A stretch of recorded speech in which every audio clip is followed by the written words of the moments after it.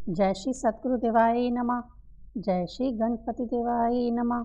ओम क्रीं कालिकाय नमः।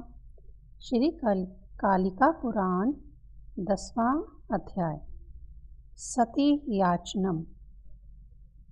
मार्कंडेय जी बोले, इसके बाद पुनः अश्वन के शुक्ल पक्ष की अष्टमी तिथि को सती द्वारा उपवास पूर्वक देवेश शिव की भक्ति पूर्वक पूजा की गई।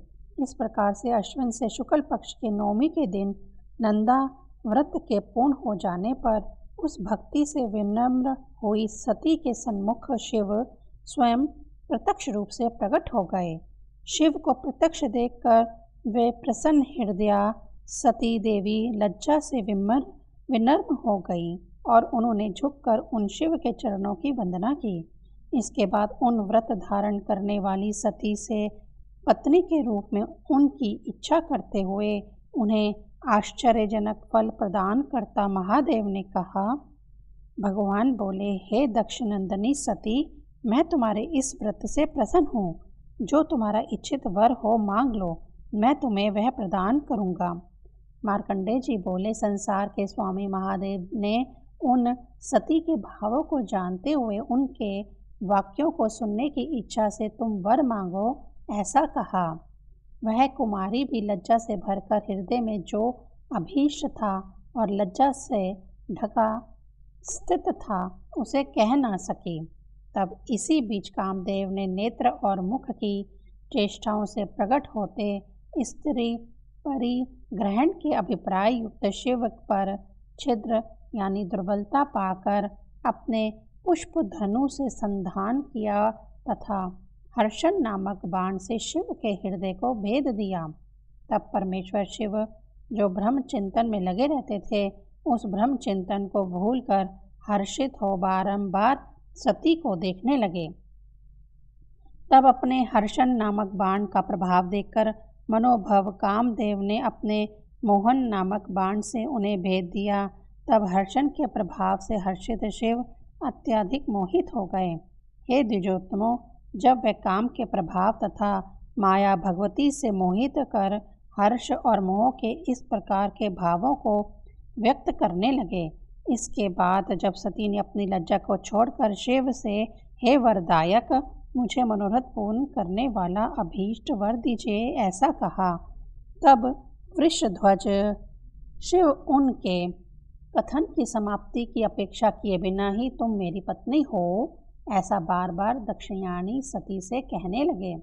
अपने अभीष्ट फलदायक शिव की वाणी को सुन तथा मनोअभिलाषित वर को प्राप्त कर सती प्रसन्नतापूर्वक मौन खड़ी रही। वहाँ काम सहित शिव के आगे सुंदर हंसी वाली उस सती ने अपने हाव भावों को भी प्रकट किया। हे विप्रेंद्रों, तब अपने भावों को लेकर श्रृंगार नामक रस से कलह ने भी उन दोनों के बीच यथोचित रूप से प्रवेश किया। उस समय स्फटिक के समान उज्ज्वल शिव के सामने संदिग्ध अंजन के समान प्रभाव वाली पार्वती चंद्रबिंब में धब्बों की भांति सुशोभित हो रही थी। हे जगतपति, मुझे मेरे पिता के देखते देखते ग्रहण कीजिए ऐसा उस दक्ष पुत्री सती ने शिव से बार बार, और जब सती ने इस प्रकार का वचन पुकारते हुए बार बार कहा तो काम से मोहित हो शिव, तुम मेरी पत्नी हो ऐसा पुनः कहने लगे। इसके बाद इसे देख अपने मित्र बसंत तथा पत्नी रति के सहित कामदेव प्रसन्न हो गया और स्वयं ही अभिनंदित होता हुआ शाश्वत रूप मोहन अर्थ में अपने उपयुक्त हो गया। तब हे द्विजोत्तमों, शिव को पिता से मांगने का परामर्श और स्वयं उनकी पत्नी बनने का आश्वासन दे हर्ष तथा मोह से युक्त हो दक्षतनया सती अपनी माता वरणी के पास समीप गई। शिव भी हिमालय के शिखर पर स्थित अपने आश्रम में प्रवेश कर दक्षिणायनी के वियोगजन्य दुख से ध्यान प्रयाण हो गए। भूतों के स्वामी शिव ने वियुक्त होते हुए स्त्री परिग्रहण के संबंध में कहे गए कमल योनि ब्रह्मा के वचनों का सिमरन किया। प्राचीन काल में अत्यधिक विश्वास पूर्वक कहे गए ब्रह्मा के वचनों का सिमरन करते ही वृषभ ध्वज शिव ने मन ही मन ब्रह्मा का चिंतन किया। त्रिशूलधारी शिव के इस प्रकार चिंतन किए जाते हुए परमेश्वरी ब्रह्मा अभीष्ट सिद्धि से प्रेरित हो शीघ्र ही उनके सन्मुख हुए। जहाँ हिमालय के शिखर पर वराही शिव उपस्थित थे, वहीं सावित्री सहित वे भी पहुँच गए। तब सावित्री सहित उस ब्रह्मा को देखकर शिव ने सती के लिए उत्सुक और विरही हो उनसे कहा। ईश्वर शिव बोले, हे ब्रह्मदेव, विश्व कल्याण हेतु आपने जो मुझे दार परिग्रहण के लिए कहा था, वह तुम्हारा वचन अब मुझे यथार्थ ही प्रतीत हो रहा है। हे कमलासन ब्रह्मा, दक्षिणाणी द्वारा भक्ति के प्रकृष्ट रूप से पूजित तथा आराधित हो, मैं जब उसे वर देने के उसके पास गया, तब कामदेव ने अपने महान प्रभावशाली बाणों से मुझे बीध दिया। पहले मैं उससे प्रभावित नहीं हुआ था, किंतु उस समय माया भगवती सती से मोहित होने के कारण मैं उसका प्रतिकार ना कर सका।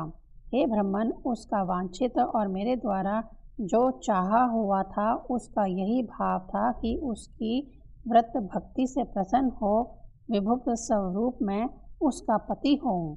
इसलिए हे प्रजापति, तुम मेरे तथा विश्व के कल्याण के लिए शीघ्र ही कुछ ऐसा उपाय करो जिससे कन्यादाता दक्ष मुझे अभिमंत्रित कर दान करें। तुम दक्ष के घर जाओ और उनसे मेरा वचन कहो। ऐसा उपाय करो जिससे मेरा सती वियोग दूर होवे।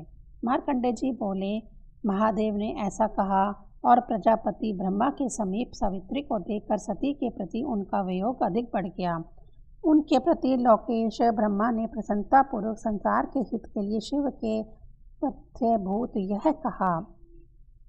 ब्रह्मा बोले, हे वृषभध्वज, हे भगवान शंभु, आपने जो कहा है निश्चित रूप से वह केवल आपके स्वार्थ के लिए नहीं है, वह विश्व के कल्याण के लिए तथा मेरे कल्याण के लिए भी है। स्वयं दक्ष ही आपको अपनी कन्या प्रदान करेंगे। मैं भी आपके वाक्यों को उनके समक्ष कहूँगा। मार्कंडेय बोले, महादेव से ऐसा कहकर लोक पितामह ब्रह्मा तेज गति वाले रथ से दक्ष के भवन को गए। उधर दक्ष भी सती के मुख से संपूर्ण वृत्तांत सुनकर चिंता करने लगे। मैं इस अपनी पुत्री को शंभु को कैसे प्रदान करूं? महादेव प्रसन्नतापूर्वक आए तथा चले भी गए। वहीं पुनः मेरी कन्या हेतु अत्यधिक उत्सुक कैसे हो सकते हैं, या उनके समीप मुझे उचित रूप से यथार्थ अपना दूत भेजना चाहिए। यदि उस विभु आत्मा ने इस कन्या का ग्रहण नहीं किया तो यह दूत भेजना उचित नहीं होगा, अथवा मैं उन वृषभ ध्वज शिव का पूजन करूंगा जिससे वे स्वयं ही मेरी कन्या के पति हो जाएं।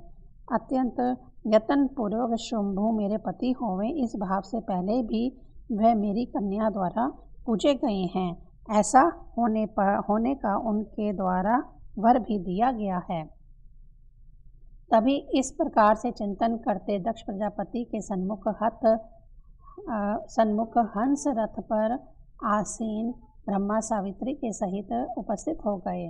उन ब्रह्मा को आया देख दक्ष प्रणाम करते हुए निर्मलता पूर्वक खड़े हुए तथा यथोचित संभाषण के साथ उन्हें आसन प्रदान किया। तब उन सर्वलोकेश ब्रह्मा से चिंतित होते हुए भी प्रसन्न दक्ष प्रजापति ने वहां आने का कारण पूछा। दक्ष बोले, हे जगत गुरु, आप यहाँ पधारने का कारण बतलाइए। आप पुत्र प्रेमवश या किसी अन्य प्रयोजन हेतु मेरे आवास पर पधारे हैं। मार्कंडेय जी बोले, महात्मा दक्ष के द्वारा इस प्रकार पूछे जाने पर सुरश्रेष्ठ ब्रह्मा हंसते हुए तथा उन प्रजापति दक्ष को प्रसन्न करते हुए बोले।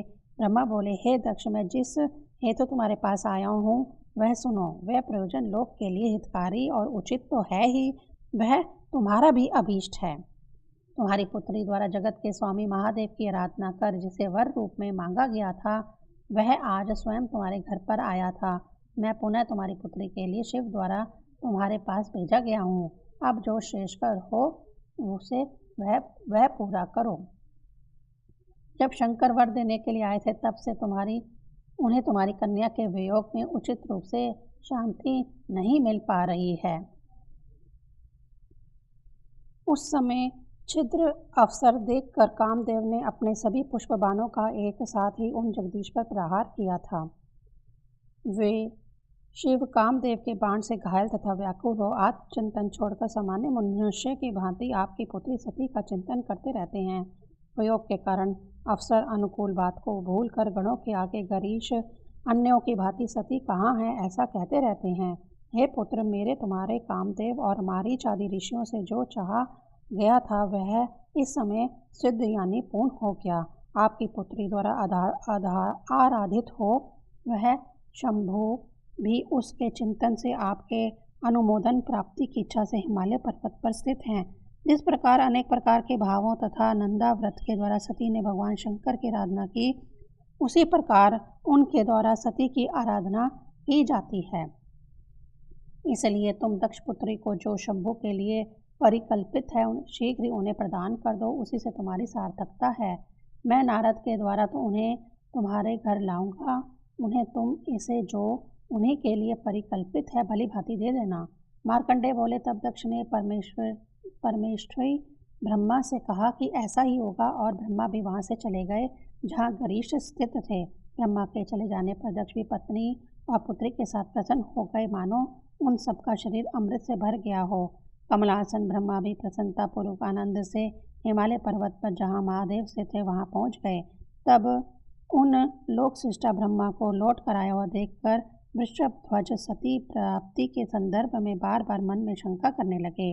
मदन से उन्मादित व्यथित कामासक्त मन से शांत मन लोकेश ब्रह्मा से उनके दूर रहते ही वे महादेव बोले, ईश्वर बोले, सती को देने के लिए तुम्हारे पुत्र दक्ष ने स्वयं क्या कहा बताओ, जिससे मनमंथ मेरे अंतःकरण को बदीन न कर दे।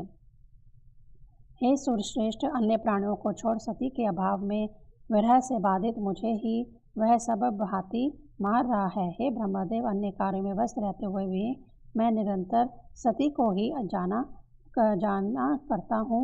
जिस प्रकार से वह मुझे शीघ्र प्राप्त हो जाए वैसा ही आप करें। ब्रह्मा बोले, हे वृषभध्वज, सती हेतु मेरे पुत्र ने जो कहा है उसे आप सुने तथा अपना साध्य सिद्ध हुआ ही समझें। मैं अपनी कन्या उन्हीं शिव को दूंगा, क्योंकि वे उन्हीं के लिए बनाई गई है। यही मेरी भी इच्छित कार्य है। पुनः आपके कहने से तो इसका महत्व और बढ़ जाता है। फिर मेरी पुत्री ने भी स्वयं इसी हेतु भगवान शिव की आराधना की है तथा वे भी उसे ही चाहती है, इसीलिए मेरे द्वारा वह शिव को ही दी जाएगी।